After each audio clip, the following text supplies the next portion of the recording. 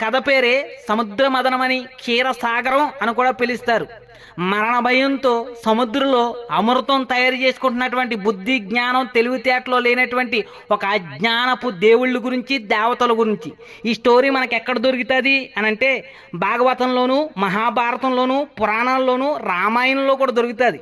నేను చెప్పేది రామాయణం బాలకాండ 45వ సర్గ. దేవతలందరికీ ఒక ఆలోచన పుట్టిందంట. ఆలోచన ఏంటంటే రోగము, ముసల్తనము, అసలు సావే రాకుండా సముద్రంలో అమృతం తయారు చేసుకోవాలి అన్నటువంటి ఆలోచన పుట్టిందంట. ఇక్కడ నాకు ఒక చిన్న డౌట్ ఉంది.